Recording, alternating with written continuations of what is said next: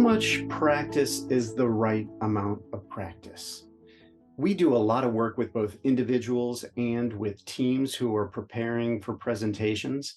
And we believe we've kind of got it down to a bit of a science. We know what's too much and we know what's not enough.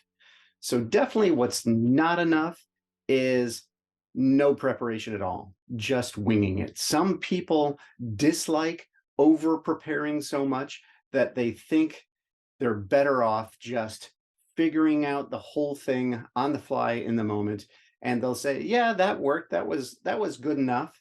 We think that's not good enough because most likely you are probably blowing some kind of opportunity. You probably haven't thought it through well enough.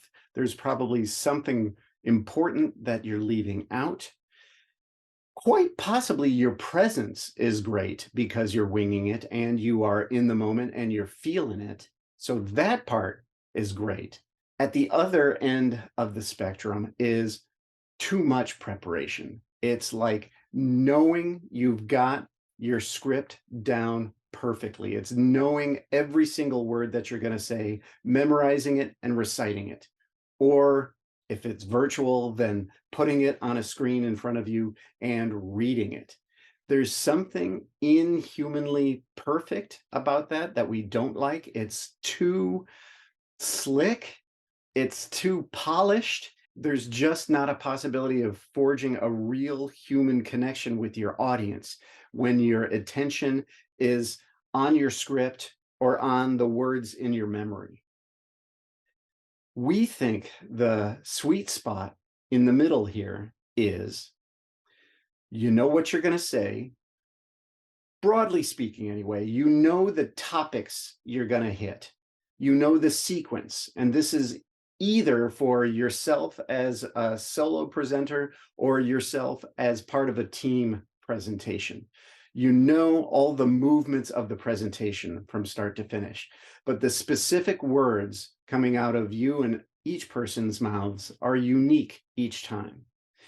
You know how much time you need to fill with each point, but again, you are coming up with specific sentences that fill that time. You're making the same points consistently, but you're doing so in slightly unique ways each time. You're coming up with new phraseology, new word choices, so that you can actually be in the moment. Your attention is only on the topic, not on the specific words.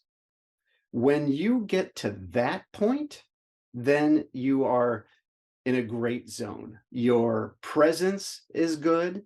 Your confidence is good because you know you've thought it through the right amount. You know you've figured it all out. You've gotten to the point where you recognize, all right, we are talking about what needs to get talked about in this amount of time that we have. The best way to get there, we think, is a three-step process.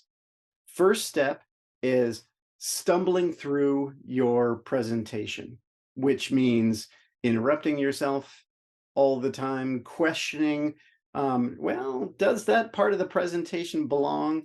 Is that where it should go, etc. So stumbling through all of your content from start to finish. Once the basic decisions have been made, then go to step 2 and do a full-fledged walkthrough. So this is a slow motion performance that starts at the beginning, ends at the end, and is probably going to be slower than normal because you're still sort of figuring out how to deliver this thing. Step 3 is a full-fledged run-through. It's like a dress rehearsal.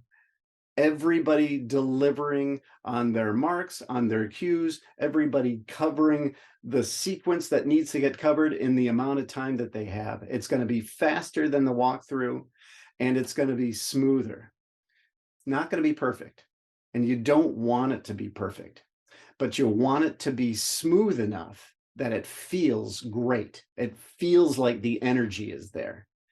After that one successful run through, stop.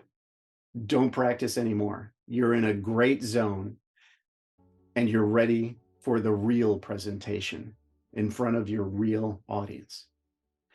Give that a shot. Let us know how it goes.